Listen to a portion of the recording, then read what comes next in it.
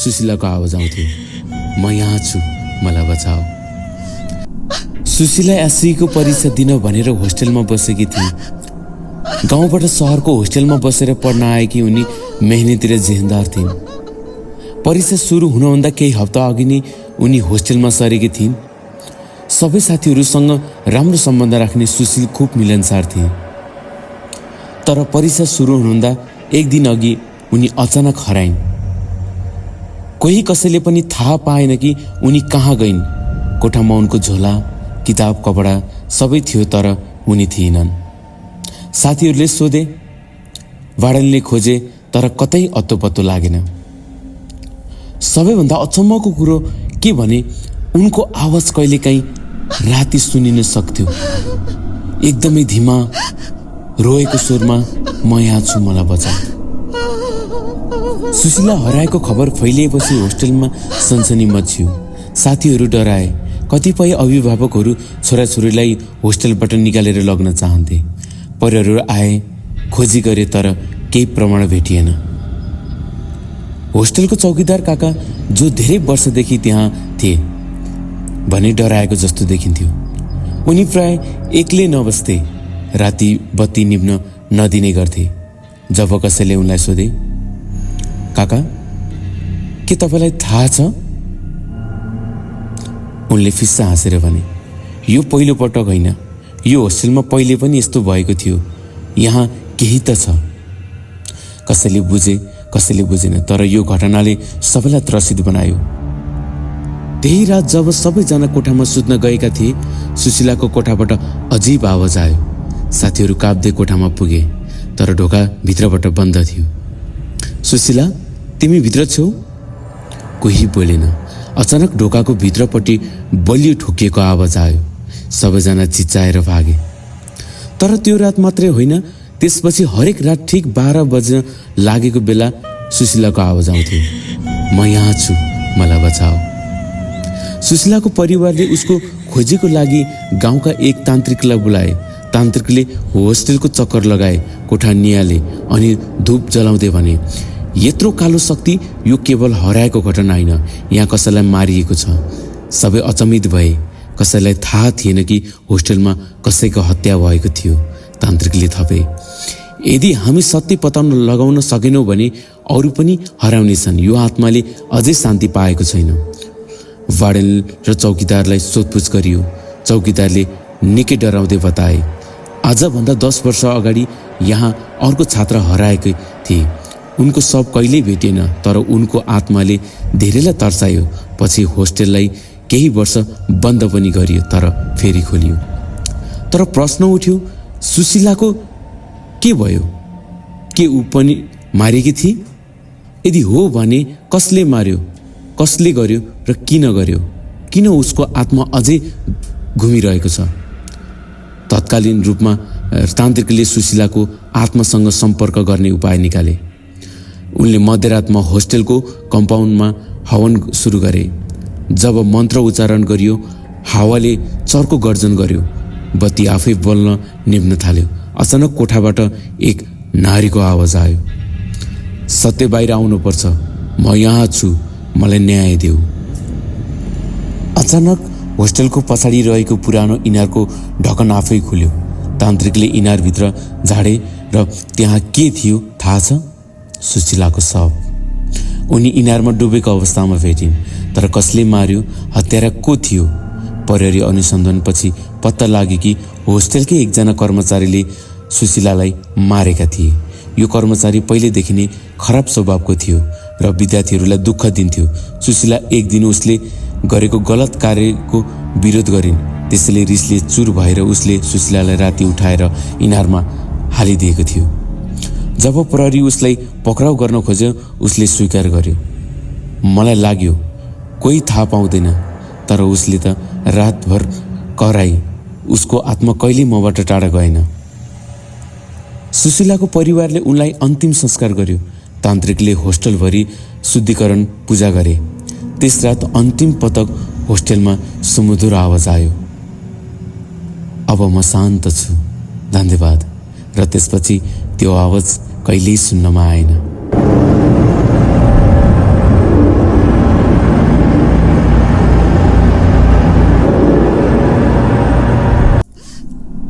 सुशीला एसईको परीक्षा दिन भनेर होस्टेलमा बसेकी थिइन्। गाउँबाट सहरको होस्टेलमा बसेर पढ्न आएकी उनी मेहनती र जेहेन्दार थिइन्।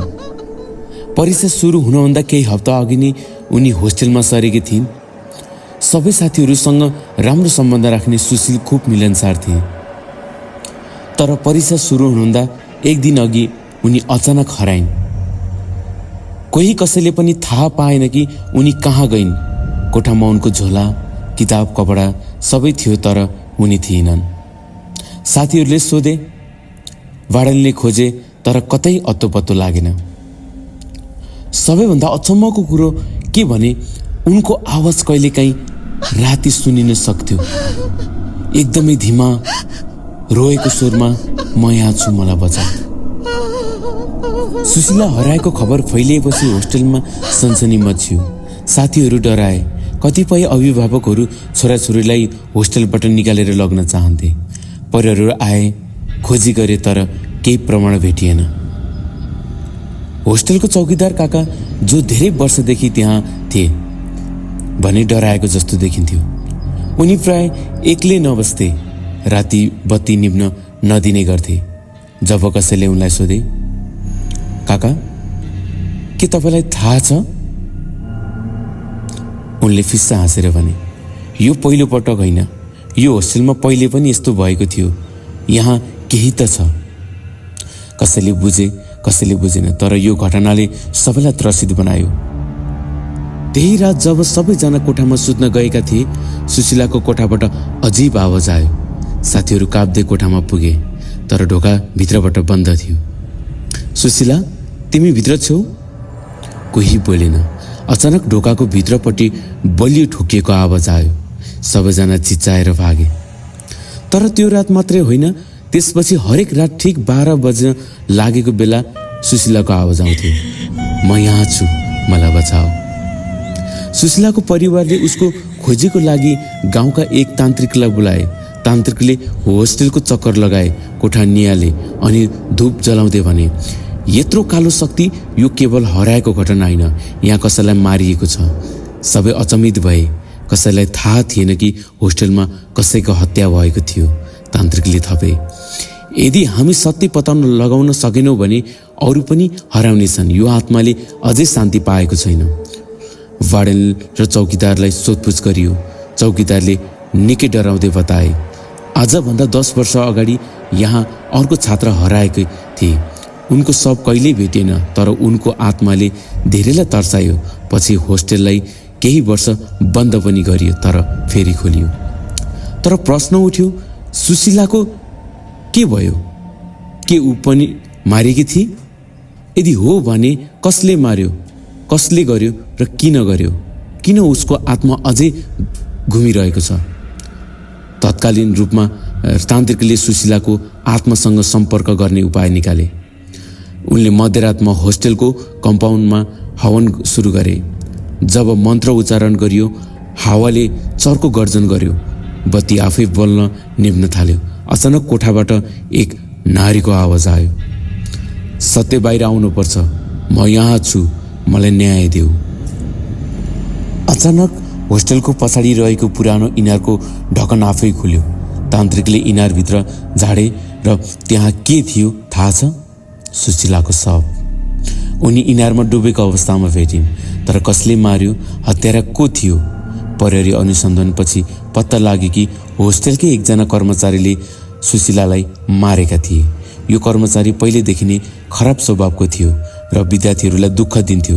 सुशीला एक दिन उसले गरेको गलत कार्यको विरोध गरिन्। त्यसैले रिसले चुर भएर उसले सुशीलालाई राति उठाएर इनारमा हालिदिएको थियो। जब प्रहरी उसलाई पक्राउ गर्न खोज्यो, उसले स्वीकार गर्यो, मलाई लाग्यो कोही थाहा पाउँदैन, तर उसले त रातभर कराई। उसको आत्मा कहिल्यै मबाट टाढा गएन। सुशीलाको परिवारले उनलाई अन्तिम संस्कार गर्यो। तान्त्रिकले होस्टेलभरि शुद्धिकरण पूजा गरे। त्यस रात अन्तिम पटक होस्टेलमा सुमधुर आवाज आयो, अब म शान्त छु, धन्यवाद। र त्यसपछि त्यो आवाज कहिल्यै सुन्नमा आएन।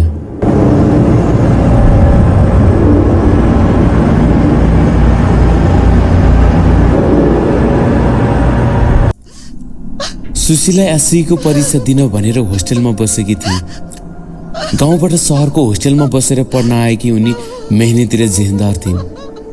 परीक्षा सुरु हुनुभन्दा केही हप्ता अघि नै उनी होस्टेलमा सरेकी थिइन्।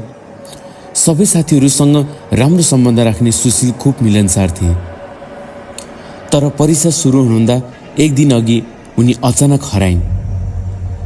कोही कसैले पनि थाहा पाएन कि उनी कहाँ गइन्।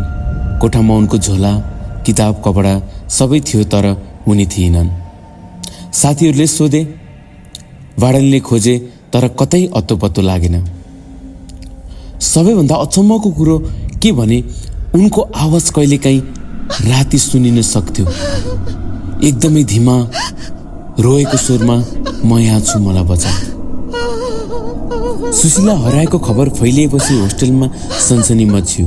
साथीहरू डराए। कतिपय अभिभावकहरू छोराछोरीलाई होस्टेलबाट निकालेर लग्न चाहन्थे। परिवारहरू आए, खोजी गरे, तर केही प्रमाण भेटिएन। होस्टेलको चौकीदार काका, जो धेरै वर्षदेखि त्यहाँ थिए भने डराएको जस्तो देखिन्थ्यो। उनी प्राय एक्लै नबस्थे, राति बत्ती निप्न नदिने गर्थे। जब कसैले उनलाई सोधे, काका के तपाईँलाई थाहा छ? उनले फिस्सा हाँसेर भने, यो पहिलो पटक होइन, यो होस्टेलमा पहिले पनि यस्तो भएको थियो। यहाँ केही त छ। कसैले बुझे, कसैले बुझेन, तर यो घटनाले सबैलाई त्रसित बनायो। त्यही रात जब सबैजना कोठामा सुत्न गएका थिए, सुशीलाको कोठाबाट अजीब आवाज आयो। साथीहरू काप्दै कोठामा पुगे, तर ढोका भित्रबाट बन्द थियो। सुशीला, तिमी भित्र छौ? कोही बोलेन। अचानक ढोकाको भित्रपट्टि